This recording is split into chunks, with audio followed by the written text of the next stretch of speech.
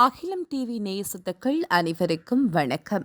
நாட்டில் அண்மை காலமாக டெங்கு காய்ச்சல் மற்றும் சிக்கன் குனியா காய்ச்சல் என்பன தொடர்ந்தும் தீவிரமாக அதிகரித்து வருவதை அவதானிக்க முடிகிறது. பல்வேறு மட்டங்களிடம் வெளிவருகின்ற புள்ளி விவரங்களை பார்க்கும் பொழுது டெங்கு மற்றும் சிக்கன் குனியா காய்ச்சல் தாக்கம் பாரியளவில் அதிகரித்திருக்கிறது. சுகாதார தரப்பினர் இது தொடர்பில் தொடர்ந்தும் அறிவுறுத்தல்களையும் ஆலோசனைகளையும் பொதுமக்களுக்கு வழங்கி வருகின்றார்கள். சுகாதார தரப்பினரின் அறிவுறுத்தல்களை பின்பற்றுவதனூடாக இந்த நோயிலிருந்து மக்கள் தம்மை காப்பாற்றிக் கொள்ள முடியும். மாறாக சுகாதார தரப்பினரின் அறிவுறுத்தல்கள் புறக்கணிக்கப்படும் பட்சத்தில் டெங்கு மற்றும் சிக்கன் குனியா காய்ச்சல் நோயானது தீவிரமடையும் அபாயம் காணப்படுகிறது.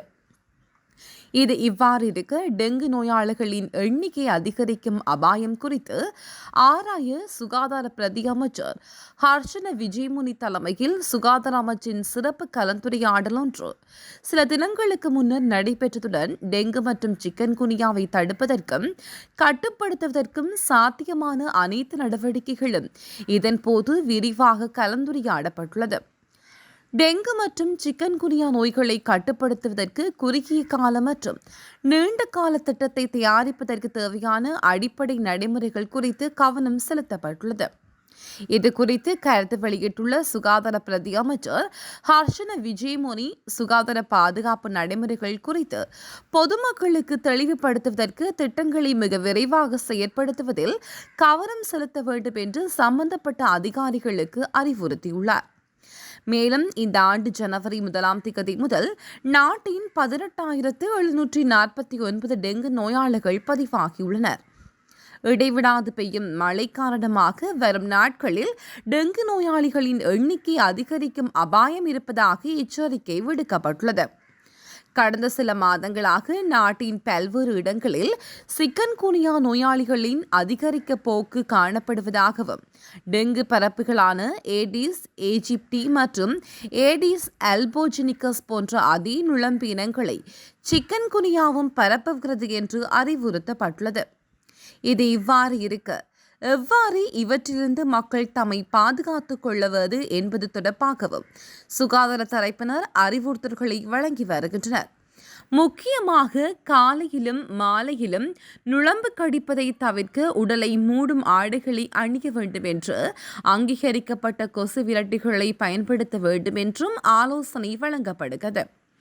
முக்கியமாக ஒருவருக்கு அதிக காய்ச்சல், தலைவலி, தசை மற்றும் மூட்டுவலி, குமட்டல், வாந்தி, தோலில் சிவப்பு புள்ளிகள் மற்றும் இரத்தப்போக்கு ஏற்பட்டால் அவர்கள் உடனடியாக மருத்துவ உதவியையோ அல்லது தகுதி வாய்ந்த மருத்துவர்களையோ அணுக வேண்டும் என்று அறிவுறுத்தப்பட்டுள்ளது. அந்த வகையில் சுகாதார தரப்பினர் இந்த டெங்கு மற்றும் சிக்கன் குனியா காய்ச்சல் ஏற்படுவதை தவிர்ப்பது போன்ற முன்னெடுக்கின்ற விடயங்கள் அறிவுறுத்தல்கள் ஆலோசனைகளை சகல தரப்பினரும் சரியான முறையில் பின்பற்ற வேண்டும். எவருக்கும் இந்த அறிவுறுத்தல் புறக்கணிப்பு செய்வதற்கு முயற்சிக்க கூடாது. டெங்கு காய்ச்சல் என்பது அவ்வப்போது அதிகரிப்பது குறைவடைவது என மாறி மாறி பதிவாகிறது. ஒரு சில காலங்களில் இது தீவிரமான முறையில் பரவி இருக்கிறது. எனினும் சட்ட ரீதியான செயற்பாடுகள் மற்றும் சுகாதார தரப்பினருக்கிடையே இடைவிடாத ஆலோசனை அறிவுறுத்தல்கள் போன்றவற்றினால் இந்த நிலைமை ஏற்பட்டது. எனினும் தற்போது மீண்டும் டெங்கு நோயாளர்களின் எண்ணிக்கை அதிகரித்து செல்வதை அவதானிக்க முடிகிறது. அது மட்டுமன்றி இம்முறை டெங்கு காய்ச்சலுடன் சிக்கன் குனியா காய்ச்சலும் பரவி வருகிறது. டெங்கு நோய் இருக்கின்ற ஒருவருக்கு சிக்கன் குனியா காய்ச்சல் ஏற்படும் பட்சத்தில் அது நெருக்கடியான நிலைமையை ஏற்படுத்தும் என்பதை சுகாதார தரப்பினர் தெரிவிக்கின்றனர். இந்த நிலையில் இந்த விபரீதமான நிலைமைகளின் காரணிகளை புரிந்து கொண்டு சகல தரப்பினரும் செயற்பட வேண்டும். மக்களை பொறுத்தவரையில் சுகாதார தரப்பினர் கூறுகின்ற வகையில் தமது சுற்றுச்சூழல்களை ஏனைய பகுதிகளையும் சுத்தமாக வைப்பதனூடாக இந்த டெங்கு மற்றும் சிக்கன் குனியா போன்ற நோய் பரவலிலிருந்து விடுபட முடியும். விசேடமாக வீடு மற்றும் சுற்றுச்சூழலை மிக சுத்தமாக வைத்துக் கொள்வது சகலதும் பொறுப்பாகும். எந்த ஒரு இடத்திலும் நீர் தேங்கி நிற்காதவாறு சுற்றுச்சூழலை பேண வேண்டும்.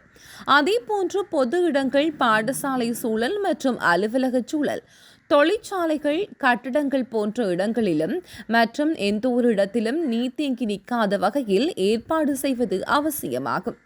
இதற்காகவே இந்த பகுதிகளை சகல தரப்பினரும் பொறுப்புடன் சுத்தமாக பேணுவதற்கு நடவடிக்கை எடுக்க வேண்டும். இந்த விடயத்தில் சகல தரப்பினரும் பொறுப்புகள் காணப்படுகிறது.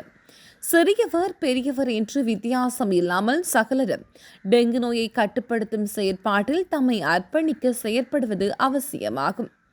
2020 ஆண்டிலிருந்து 2022 ஆண்டு வரை கொரோனா வைரஸ் தொற்று தங்கியிருந்த போது சுகாதார தரப்பினர் தொடர்ந்து மக்களை அந்த நோயிலிருந்து தம்மை காப்பாற்றிக் கொள்வதற்காக சுகாதார அறிவுறுத்தல்களையும் ஆலோசனைகளையும் வழங்கி வந்தனர். சுகாதார தரப்பினர் தொடர்ச்சியாக இந்த செயற்பாடுகளை மேற்கொண்டதுடன் மக்களுக்கு அவற்றை உரிய முறையில் பின்பற்றுவதன் காரணமாக அந்த கொரோனா வைரஸ் தொற்று நெருக்கடியிலிருந்து சகல மக்களும் வெளியே வர முடிந்தது. இந்த இடத்தில் சுகாதார தரப்பினர் ஆற்றிய சேவை, அவர்களின் தொடர் செயற்பாடுகள் பாராட்டப்படக்கூடிய வகையில் அமைந்தன. அதேபோன்று அவற்றை பொதுமக்கள் விழிப்புணர்வுடன் பின்பற்றியமைக்கு இந்த நோயிலிருந்து விடுபட்டமையும் பிரதான விடயமாக இருந்தது. அதேபோன்று தற்போதைய நிலைமைகளிலும் சகல தரப்பினரும் சுகாதார தரப்பினர்களின் ஆலோசனைகளை பின்பற்ற வேண்டும். இந்த டெங்கு மற்றும் சிக்கன் குனியா நோயை கட்டுப்படுத்துவதில் மக்கள் சுகாதார தரப்பினரின் அறிவுறுத்தல்களை பின்பற்ற வேண்டும். இதை தவிர வேறு எந்த விதமான செயற்பாடுகளிலும் ஈடுபடக்கூடாது. காரணம், இந்த விடயத்தில் அறிவுறுத்தல்களை வழங்கக்கூடிய தகுதி சுகாதார தரப்பினருக்கு மட்டுமே இருக்கிறது. அதனை புரிந்து கொண்டு அவர்கள் கூறுகின்ற விடயங்களை செவிமடுப்பது அவசியமாகும். மேலும் டெங்கு நோய் அதிகரிக்கும் வகையில் சுற்றுச்சூழலை வைத்திருப்போருக்கு எதிராக நடவடிக்கை எடுக்கப்படுகிறது. இச்செயற்பாடுகள் மேலும் வலுக்கப்பட்டுள்ளது. அத்துடன் விழிப்புணர்வூட்டும் செயற்பாடுகளும் சரியான முறையில் இடம்பெறுவது அவசியமாகும். இதனூடாகவே இந்த டெங்கு மற்றும் சிக்கன் குனியா காய்ச்சல் பரவலால் இந்த நிலைமையிலிருந்து மக்கள் தம்மை பாதுகாத்துக் கொள்ள முடியும். அதனால் மக்கள் தவறாமல் இந்த கட்டத்தில் சுகாதார தரப்பினரின் ஆலோசனையை பின்பற்ற வேண்டும் என்பதை வலியுறுத்துகின்றோம்.